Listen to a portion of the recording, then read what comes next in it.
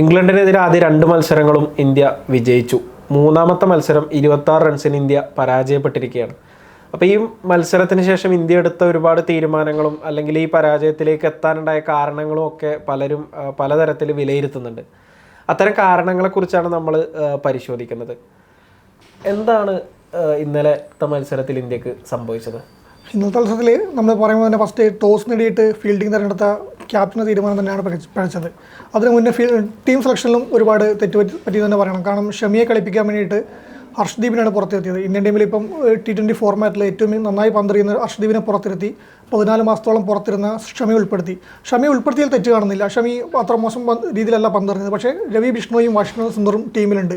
ബിഷ്ണോയി ഇപ്പോൾ കഴിഞ്ഞ 2-3 മത്സരങ്ങളായിട്ടൊന്നും ഫോമിലെത്താൻ പറ്റാതിരുന്ന താരമാണ്. കഴിഞ്ഞ ദിവസം ഒരു വിക്കറ്റ് എടുത്തതേ ഉള്ളൂ. 2 വിക്കറ്റ് കിട്ടുമായിരുന്നു. സഞ്ജുവിൻ്റെ അടുപ്പിച്ച് 2 ബോളിൽ വിക്കറ്റ് കിട്ടുന്നതായിരുന്നു. അതും നഷ്ടപ്പെട്ടു. പക്ഷേ എന്ന് പറഞ്ഞാലും ബിഷ്ണോയിനെ ടീമിന് എടുക്കുന്നതിന് പകരമായി ബിഷ്ണോയിനെ പുറത്തിരുത്തി ഷമിയെ കളിപ്പിച്ചിരുന്നെങ്കിൽ കുറച്ചുകൂടി ടീം ഒന്നും കൂടി സന്തുലിത ആയിരുന്നു. ബോളിംഗ് യൂണിറ്റ് ഒന്നും കൂടി സെറ്റായാനെ. അതേപോലെ തന്നെ ഹാർദിക് പാണ്ഡ്യ നമ്മുടെ വാഷിംഗ്ടൺ സുന്ദറിനെ ടീമിൽ ഉൾപ്പെടുത്തിയത്. അതിന് പകരം നമുക്ക് ശിവൻ ദുബേനെ ഉൾപ്പെടുത്തായിരുന്നു. ആ തീരുമാനം ശിവൻ ദുബെ അല്ലെങ്കിൽ രമൺദീപ് സിംഗിനായാലും കുഴപ്പമില്ലായിരുന്നു. പക്ഷേ സുന്ദർ ഇപ്പോൾ നമ്മളെ ഓരോ സംഭവങ്ങളും ഓരോ കാരണങ്ങളും ഓരോന്നായിട്ട് പറയുകയാണെങ്കിൽ ഇപ്പോൾ വാഷിംഗ്ടൺ സുന്ദറിന്റെ കാര്യം പറയുകയാണെങ്കിൽ ഒരു കളി മത്സരത്തിൽ ചെറിയ ഒരു ബാറ്റിംഗിൽ ചെറിയ രീതിയിൽ ഫോമായിന്ന് പറയാനില്ല, ഒന്ന് പിടിച്ചു. അതെ, ഒരു ബോളർ എന്ന രീതിയിൽ അധികം ഉപയോഗിക്കപ്പെടുന്നില്ല ടീമില്. ബോളർ എന്ന രീതിയിൽ ടീമിന് ഉപയോഗപ്പെടുത്താൻ പറ്റാത്ത താരം അതായത് ഇപ്പൊ നിലവിൽ എന്തായാലും സാധിക്കുന്നില്ല. മാത്രമല്ല അക്ഷർ പട്ടേൽ അതുപോലെ സ്പിന്നർമാരുടെ ഒരു നീണ്ട നിര തന്നെ ടീമിലുണ്ട്. അപ്പൊ ആ ഒരു സാഹചര്യത്തിൽ ഫോമിലുള്ള അർഷദീപിനെ മാറ്റിയിട്ട് മുഹമ്മദ് ഷമീനെ കൊണ്ടുവന്നു എന്നുള്ളത് ഒരു ഷമിക്കാണെങ്കിൽ നമുക്കറിയാം ഫിറ്റ്നസിന്റെ പ്രശ്നങ്ങളുണ്ട്, കാര്യമായിട്ടൊരു ഇമ്പാക്ട്. 3 ഓവറാണ് പന്തെറിയാൻ പറ്റിയിട്ടുള്ളത്. അതായത് ടീമിന്റെ ഏറ്റവും ഫ്രണ്ട് ലൈൻ പേസർക്ക് 3 ഓവർ പന്തെറിയുന്നു എന്ന് പറയുമ്പോൾ സ്വാഭാവികമായിട്ടും അപ്പുറത്ത് ഉള്ള ഹാർദിക് പാണ്ഡ്യക്ക് ഒരു പ്രഷർ വരുന്നുണ്ട്. പിന്നെ ടോസിന്റെ കാര്യം പറയുകയാണെങ്കിൽ മൈതാനത്ത് ഡ്യൂ ഫാക്ടർ ഉണ്ടായിരുന്നില്ല എന്നുള്ളതാണ് പ്രധാനപ്പെട്ട ഒരു കാരണം. ആദ്യത്തെ ഇന്നിങ്സിൽ ബാറ്റിംഗ് കുറച്ചുകൂടി ബെറ്റർ ആയിരുന്നു. രണ്ടാമത്തെ ഇന്നിങ്സിൽ നമുക്കറിയാം ഇംഗ്ലണ്ട് കുറച്ചുകൂടി ഡിസിപ്ലിനിൽ ബോൾ എറിയാൻ ഇംഗ്ലണ്ടിന് സാധിച്ചു എന്നുള്ളതാണ് സത്യം. പ്രത്യേകിച്ച് ആദിൽ റഷീദിന്റെ ഒക്കെ സ്പെല്ല് എന്ന് പറഞ്ഞു കഴിഞ്ഞാൽ ഒരു മികച്ചൊരു സ്പെല്ല് തന്നെ ആയിരുന്നു. ഒരു 15 റൺസൊക്കെ 4 ഓവർ എറിഞ്ഞ് മാത്രം 15 റൺസ് മാത്രം വഴങ്ങുക, 3.80 ആയിരുന്ന എക്കണോമി എന്നൊക്കെ പറയുന്ന ഒരു നല്ല സ്പെല്ലായിട്ട് തന്നെ ഇത് ചെയ്യാം.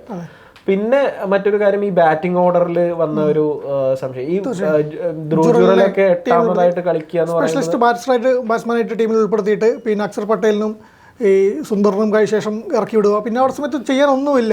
4ാമത്തെ വിക്കറ്റ് നഷ്ടപ്പെടുന്ന സമയത്ത് അടുത്തത് ജുറൽ വരുന്നതാണ് നമ്മൾ പ്രതീക്ഷിക്കുന്നത്. തീർച്ചയായും ജുറൽ ഇറങ്ങേണ്ട സ്പോട്ട് തന്നെ ആയിരുന്നു. പക്ഷെ അത് ആ നമ്പറിൽ ഇറക്കാതെ എന്തിനും ലെഫ്റ്റ് ആൻഡ് റൈറ്റ് കോമ്പിനേഷനൊക്കെ പറഞ്ഞത്. എന്നിട്ട് എന്തായിരുന്നില്ലാണ് ഇപ്പോൾ അത് വിജയിച്ചിരുന്നെങ്കിൽ നമുക്ക് പറയായിരുന്നു ഓക്കെ ആണെന്ന്. പക്ഷേ സുന്ദറിന് റൺ ഉയർത്താൻ പറ്റിയിട്ടില്ല. ബോൾ നഷ്ടപ്പെടുത്തുന്നുണ്ട്. ഇക്കോണമി നമ്മുടെ റിക്വയർഡ് റൺ റേറ്റിനെ നന്നായിട്ട് ബാധിച്ചിട്ടുണ്ട്. പിന്നെ ഒന്ന് അക്ഷർ പട്ടേൽ ഒന്ന് പിടിച്ച് നിൽക്കാൻ നോക്കി, അതായത് വിക്കറ്റ് പോയിന്റ് പിടിച്ച് നിൽക്കാൻ നോക്കുമായിരുന്നു. ജുറലിന് അവസരമാകുമ്പോൾ ലാസ്റ്റ് ആകുമ്പോഴേക്ക് വലിയ റൺ വേണം ചെറിയ ബോളിൽ, ഒന്നും ചെയ്യാനില്ല. വിക്കറ്റ് നഷ്ടപ്പെടും, കൂറ്റിനടിക്ക് ശ്രമിച്ച് വിക്കറ്റ് നഷ്ടപ്പെടുത്തുക എന്നൊരു ഓപ്ഷൻ മാത്രമേ ഉണ്ടായുള്ളൂ. അത് അദ്ദേഹം ഭംഗിയായി ചെയ്തിട്ട് തിരിച്ചു കയറി എന്ന് പറയാൻ പറ്റും. അപ്പോൾ ഫീൽഡിങ്ങിൽ നന്നായിട്ട് ജുറൽ ഫീൽഡ് ചെയ്തിട്ടുണ്ട്. ആ ഒരു ഘടകം മാത്രമേ ഇന്നലെ ടീമിൽ ഉൾപ്പെടുത്തിയത് കൊണ്ട് ഉണ്ടായിട്ടുള്ളൂ. ജുറലിന് അവസരം കൊടുത്തിട്ടില്ല. നമ്മളീ പറഞ്ഞ പോലെ തന്നെ വാഷിംഗ്ടൺ സുന്ദർ, രവി ബിഷ്ണോയും അവിടെ ഉണ്ട്, റൺ നന്നായിട്ട് വഴങ്ങുന്നുണ്ട് കഴിഞ്ഞ മത്സരങ്ങളൊക്കെ. അതുപോലെ തന്നെ നമ്മുടെ വരുൺ ചക്രവർത്തിയും അക്ഷർ പട്ടേൽ നന്നായിട്ട് പന്തെറിയുകയാണ്, വിക്കറ്റ് വീഴുന്നുണ്ട്. ആ സമയത്ത് ബിഷ്ണോയ് അവിടെ ഉണ്ട്. ബിഷ്ണോയ് ഇല്ലെങ്കിൽ കൂടി പ്രശ്നമില്ല. 2 സ്പെഷ്യലിസ്റ്റ് സ്പിന്നർമാരുണ്ട്. അതിന് പുറമെ വാഷിംഗ്ടൺ സുന്ദറിനെ ഒരു സ്പിന്നറായിട്ട് ഉൾപ്പെടുത്തേണ്ട ആവശ്യം വരുന്നില്ല. പ്രത്യേകിച്ച് അഭിഷേക് ശർമ്മ ബോൾ ചെയ്യുന്ന സമയത്ത് ഇന്നലെ സുന്ദർ ഒരു ഓവർ എറിഞ്ഞിട്ട് 15 റൺസാണ് വഴങ്ങിയത്. അഭിഷേക് ഒരു ഓവർ 4 റണ്ണാണ് വഴങ്ങിയത്. അഭിഷേകിനെ കൊണ്ട് 2 ഓവർ എറിയിച്ചെങ്കിലും ഈ പ്രശ്നം വരുന്നില്ല. ഈ സുന്ദർ കൊടുത്ത റണ്ണ് പോയില്ല. അപ്പോൾ ഈ സുന്ദറിനെ എന്തിനായിരുന്നു ടീമിൽ ഉൾപ്പെടുത്തിയെന്നുള്ളതാണ് ഇപ്പോഴത്തെ ചർച്ചയ്ക്ക് വലിയ പ്രധാന കാരണം. കാരണം നമുക്ക് ശിവൻ ദുബെ അവിടെ ഇറങ്ങാനുണ്ട്, കൂറ്റിനടിക്കാരനായ ശിവൻ ദുബെ അവിടെ ഉണ്ട്. അപ്പം ഒരു ഓപ്ഷൻ പന്തെറിയും ചെയ്യും. ഒരു ഓപ്ഷൻ ഉണ്ടാകുന്ന സമയത്ത് അപ്പോൾ ഹർദിക്കിനും കുറച്ചുകൂടി ഒന്ന് റിലാക്സ് ആയിട്ട് ഇപ്പോൾ നമ്മൾ പറഞ്ഞാൽ അത്രയും ഭാരം വരില്ല. ഇനി ഷമി മാത്രം കളിക്കുന്നെങ്കിൽ കൂടി പിന്നെ ഈ അർഷദീപിനെ പുറത്തിരുത്തിയിട്ട് അർഷദീപിനെ പുറത്തിരുത്തേണ്ട ആവശ്യം ഇല്ല എന്നുള്ളതാണ് ഏറ്റവും വലിയ കാരണം. കാരണം 2 മത്സരം ജയിച്ചു. ഇന്നലെ 3 മത്സരം ജയിച്ചിട്ട് പരമ്പര സെക്യൂർ ആയി കഴിഞ്ഞിട്ടാണ് നാളെ അടുത്ത മത്സരത്തിലാണ് പരിശോധന വരുന്നത്. നമുക്ക് കുറ്റം പറയാനില്ല, പരമ്പര ഓൾറെഡി നേടി എന്ന് പറയാം. പക്ഷേ ഇത് ഒരു നിർണായകമായ മത്സരത്തിൽ ഇപ്പം കൊണ്ട് കളഞ്ഞിരിക്കുകയാണ്. കഴിഞ്ഞ ഈ 2ാമത്തെ മത്സരം 3ാമത്തെ മത്സരം നോക്കുമ്പോൾ 2ാമത്തെ മത്സരത്തിൽ ഇന്ത്യ കഷ്ടിച്ച് കടന്നുകൂടിയെന്ന് പറയാൻ പറ്റും. അത് തിലക് വർമ്മയുടെ പ്രകടനം.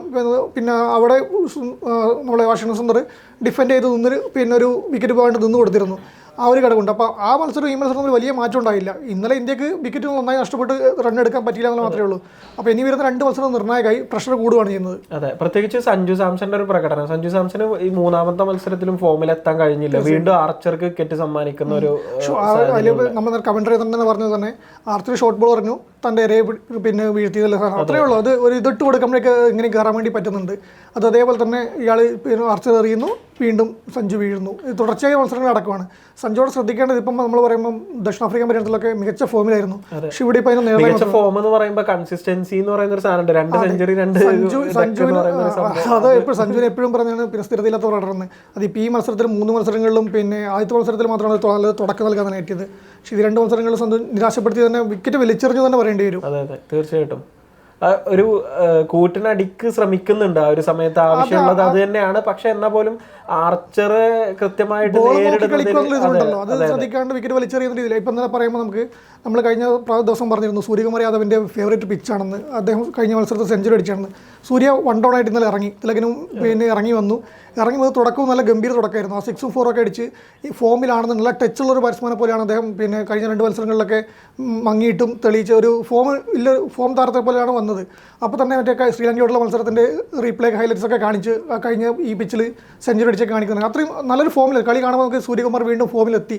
ഇനിയൊന്നും നോക്കേണ്ടതില്ല. നമുക്കറിയാം 360 സൂര്യ ബാക്ക് ആണെന്ന രീതിയിൽ വന്ന് കാണിക്കുകയാണ്. സൂര്യൻ വിക്കറ്റ് വലിച്ചെറിഞ്ഞ് പോവുകയാണ്. പിന്നെ അഭിഷേക് ശർമ്മ അതുപോലെ തന്നെ വിക്കറ്റ് അഭിഷേക് ഒന്ന് പൊരുതി നോക്കി വിക്കറ്റ് വലിച്ചെറിയായിരുന്നു. ഇവർ അനാവശ്യ ഷോട്ടുകൾക്ക് മുതിർന്നിട്ട് വിക്കറ്റ് കളയായിരുന്നു തന്നെ പറയാം. അവിടെ തീർന്നെയാണ്. ഈ നമ്മൾ ഈ പറഞ്ഞ പോലെ തന്നെ ഒരു നമ്മൾ പറയുമ്പം നമ്മൾ ബോളർമാർ എന്ന് പറയുമ്പം അവർ പിന്നെ 1-ന് 7 നിലെടുക്കുന്നത് 2-ന് 83 അവസ്ഥയിലെത്തിയിട്ട് പിന്നെ അവിടുന്ന് 8-ന് 101 റണ്ണിൽ വീണയാണ്. അവിടെ നിന്നാണ് പിന്നെ വിക്കറ്റ് പറയുമ്പോൾ എടുത്ത് പറയേണ്ട ഒരു കാര്യമുണ്ട്. അതായത് വരുൺ ചക്രവർത്തി 5 വിക്കറ്റുകൾ വീഴ്ത്തിയതാണ് ഒരു India man of the match പുരസ്കാരം വരുൺ ചക്രവർത്തി നേടി. ഒരു കാര്യം പറയുമ്പോൾ 147-ന് 9 വിക്കറ്റ് പോയതാണ് ഇംഗ്ലണ്ടിന്റെ. അതും അവസാനത്തെ വിക്കറ്റ് നഷ്ടപ്പെടുന്ന സമയത്ത് 18ാമത്തെ ഓവറിൽ ആണ് ഫസ്റ്റ് ബോളിൽ 3 ഓവർ മാർക്ക് വുഡും ആദിൽ റഷീദും അവിടെ പിടിച്ചു നിന്നുള്ളതാണ്. അത് മത്സരം കഴിഞ്ഞതിന് ശേഷം ജോസ് ബട്ട്ലർ സംസാരിക്കുമ്പോൾ പറയുന്നൊരു കാര്യം ഉണ്ട്. ഇവർക്കൊരു പ്രത്യേക ക്രെഡിറ്റ് കൊടുക്കുന്നുണ്ട് മാർക്ക് വുഡിനും. അവര് ഒരുപാട് അതായത് വലിയൊരു കൂട്ടിനടിയുള്ള ഇന്നിങ്സ് ഒന്നല്ല. രണ്ടുപേരും 10 റൺസ് ആണ് എടുത്തത്. പക്ഷെ 147-9 എന്ന് പറയുന്ന ഒരു അവസ്ഥയിൽ നിന്ന് അവര് 170 20 റൺസ് നിർണായകമായിട്ട് അതെ അതെ അത് ഇവര് നേടുന്നുണ്ട്. അത് ജോസ് ബട്ട്ലർ പ്രത്യേക ക്രെഡിറ്റ് ഇവർക്ക് കൊടുക്കുന്നുണ്ട്. അപ്പൊ ചുരുക്കി പറഞ്ഞു കഴിഞ്ഞാൽ ഇന്ത്യയുടെ ബോളിംഗ് വളരെ മോശമാണെന്ന് പറയാൻ പറ്റുന്ന ഒരു ഇതല്ല. മികച്ച രീതിയിൽ പന്തെറിഞ്ഞു. പക്ഷെ ആ ഒരു സമയത്ത് അർഷ്ദീപിനെ മിസ് ചെയ്തിട്ട് തീർച്ചയായും അല്ലെ. ഈ ബോളിംഗ് ഓപ്ഷൻ ഇപ്പം നമുക്കറിയാം സൂര്യയുടെ ബോളിംഗ് ഓപ്ഷൻ ബോളിംഗ് ചേഞ്ച് ഒക്കെ മികച്ച രീതിയിലായിരുന്നു. സ്പിൻ വിക്കറ്റ് ആയിട്ട് ലിവിങ്സ്റ്റൺ പിന്നെ ബൈഷ്ണോയിന് ഒരു ഓവറിൽ 4 6 ഒക്കെ അടിച്ചിട്ട് നല്ല വീണ്ടും ടച്ചിലാണെന്ന് തെളിയിക്കുന്ന സമയത്ത് ഹർദിക്കിനെ തിരിച്ചു വിളിക്കുമായിരുന്നു. ഇത് ഹർദിക്കിനെ തിരിച്ചു വിളിച്ച് വിക്കറ്റ് എടുത്തു. അതൊക്കെ ബോളിംഗ് ചേഞ്ചൊക്കെ അവിടെ നിർണ്ണയമായിരുന്നു. ആ സമയത്ത് ഹർഷ്ദീപ് കൂടി ഉണ്ടായിരുന്നെങ്കിൽ ഒരു 150 നല്ല ഒരു 120-140 റേഞ്ചിൽ തന്നെ ഇംഗ്ലണ്ട് ഇന്നലെ പിടിച്ചിടാൻ വേണ്ടി പറ്റുമായിരുന്നു. ഷമി പരാജയമായിരുന്നു എന്നല്ല പറഞ്ഞത്. ഷമി ഓക്കെ ആയിരുന്നു. ഷമിയിൽ പിന്നെ തിരിച്ചു വന്ന മത്സരത്തിൽ വലിയ പ്രശ്നങ്ങളൊന്നും കാണുന്നില്ല. വിക്കറ്റ് എടുക്കാൻ പറ്റിയില്ല എന്നുള്ളത് അവിടെ നിൽക്കുമ്പോൾ തന്നെ. പക്ഷേ ആ സമയത്ത് ഒരു പിന്നെ ഹർദിക്കിനെ സപ്പോർട്ട് ചെയ്യാൻ വേണ്ടി ഒരു താരം അർഷദീപിനെ പോലെ ഒരു താരം ഉണ്ടായിരുന്നില്ല. അത് ഇന്ത്യൻ ടീമിന് ഇപ്പോൾ വിശ്വസിക്കാൻ പറ്റുന്ന ഒരു ഫാസ്റ്റ് ബോളർ അർഷദീപ് ഉണ്ട്. അയാൾ ബെഞ്ചിലിരുത്തിയിട്ടാണ് ഇവരെ കൊണ്ട് കളിപ്പിച്ചത്. ഈ വാഷിംഗ്ടൺ സുന്ദറിനെ കൊണ്ട് കളിപ്പിച്ചിട്ട് ഇത് കളഞ്ഞതെന്ന് എടുത്ത് പറയുന്നുണ്ട്. പിന്നെ ഒരു കാര്യം ഇംഗ്ലീഷ് ബൗളർമാരുടെ ബൗളിംഗ് പ്രകടനമാണ്. അവർ കൃത്യമായ ഇടവേളകളിൽ വിക്കറ്റ് വീഴ്ത്തുകയും അതേപോലെ തന്നെ സ്പിന്നിന്റെ കാര്യം പറയുകയാണെങ്കിൽ ആദിൽ റഷീദിന്റെ ഒരു മികച്ച ഒരു സപ്പോർട്ടും അവർക്ക് കൃത്യമായി കിട്ടിയെന്നുള്ളതാണ്. അപ്പൊ ഈ ഒരു സാഹചര്യത്തിൽ ഇനിയുള്ള മത്സരങ്ങളിൽ അതായത് ഇന്ത്യ ഒരുപാട് മാറി ചിന്തിക്കേണ്ട കാര്യങ്ങളുണ്ട്. ബുദ്ധിമുട്ട്. 1ാമത്തെ മത്സരം മാത്രമാണ് ഇന്ത്യക്ക് ഒരു ആധികാരിക ജയം എന്ന് പറയാൻ പറ്റും. 2ാം മത്സരം നമ്മൾ പറഞ്ഞു തിലക് വർമ്മയുടെ ഒരു ഇന്നിങ്സ് ഒരു മാച്ച് ഇന്നിങ്സ് ഇല്ലെങ്കിൽ ഇന്ത്യക്ക് അത് നഷ്ടപ്പെടുന്ന കളിയായിരുന്നു. അതും ഇംഗ്ലണ്ടിന്റെ ചാൻസിൽ കളിയായിരുന്നു. ഇന്നലെ അതുപോലെ തന്നെ ഇന്നലെ നമുക്ക് രക്ഷകർ ഇല്ലാതെ പോയി.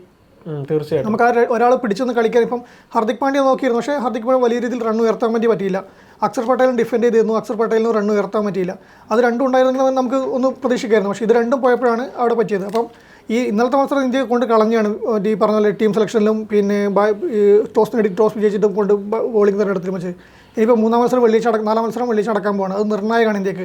ഇനിയിപ്പം പ്രഷർ കൂടും. ബട്ട്ലർക്കും സംഘത്തിനും കുറച്ചും കൂടി പിന്നെ എനർജി ഇത് നമുക്ക് ആത്മവിശ്വാസം കൂടുതൽ കിട്ടിയിട്ടുണ്ട്. അത് വെച്ച് അവരെന്തായാലും ഈ 2ാം മത്സരത്തിൽ ജസ്റ്റ് മിസ്സായ തോൽവി 3ാം മത്സരത്തിൽ പിടിച്ചെടുത്തു. 4ാം മത്സരത്തിൽ തിരിച്ചു കയറാൻ പറ്റും. സൂര്യകുമാർ സംഗർ ഇനി ഉയർക്കുന്ന ഉറപ്പാണ്. കാരണം സഞ്ജുവും ഈ പിന്നെ ഇതുപോലെ വിക്കറ്റുകളിൽ ചെറിയ ഒരു രീതിയിൽ നിൽക്കുന്ന സമയത്ത് സഞ്ജുവിന് തിളങ്ങാൻ പറ്റിയില്ലെങ്കിൽ അത് ഇന്ത്യൻ ടീമിനെ നന്നായിട്ട് ബാധിക്കുമെന്ന് ഉറപ്പാണത്. പ്രത്യേകിച്ച് ആർച്ചറുടെ കാര്യം പറയുകയാണെങ്കിൽ ആർച്ചർ കഴിഞ്ഞ മത്സരത്തിൽ ഒരുപാട് റൺസ് വഴങ്ങുന്ന ഒരു സാഹചര്യം ഉണ്ടായി. അപ്പോൾ ജോസ് ബട്ട്ലർ പറയുന്ന ഒരു കാര്യം, ആർച്ചർ അങ്ങനെ റൺസ് വഴങ്ങി കഴിഞ്ഞാൽ അതിൽ നിന്ന് കൃത്യമായി തിരിച്ചു വരാൻ കഴിയുന്ന ഒരു താരമാണ് എന്നുള്ളതാണ്. അപ്പൊ ഈ ഒരു ഫോമിലേക്ക് ഇംഗ്ലണ്ട് താരങ്ങൾ, അതുപോലെ തന്നെ ബ്രൈഡൻ കാസിന്റെ പ്രകടനം ബാറ്റിംഗിൽ കഴിഞ്ഞ ദിവസം ഫോമായി, രണ്ടാം മത്സരത്തിൽ, ഈ മത്സരത്തിൽ ബൗളിംഗ് ഫോമായി.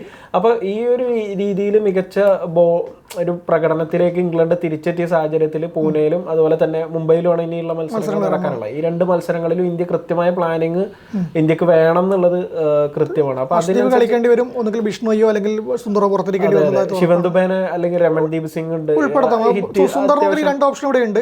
ബിഷ്ണോയ്ക്ക് ഹർഷദീപിനെ ഉൾപ്പെടുത്താം, ഒരു പ്രശ്നം അവിടെ വരുന്നില്ല. കാരണം ചക്രവർത്തിയും അക്ഷർ പട്ടേൽ നന്നായി പന്തെറിയുന്നുണ്ട്. അപ്പോൾ പിന്നെ ബിഷ്ണുവിനും കൂടി നമ്മൾ ഉൾക്കൊള്ളിക്കേണ്ട ഒരു ആവശ്യം ഇപ്പോൾ വരുന്നില്ല. അഭിഷേക് ശർമ്മ ഇപ്പം ബോൾ എറിയാൻ തയ്യാറാണ്, ഒരു ബോളറായിട്ട് ഉൾപ്പെടുത്താൻ പറ്റും, ഉപയോഗിക്കാൻ പറ്റും.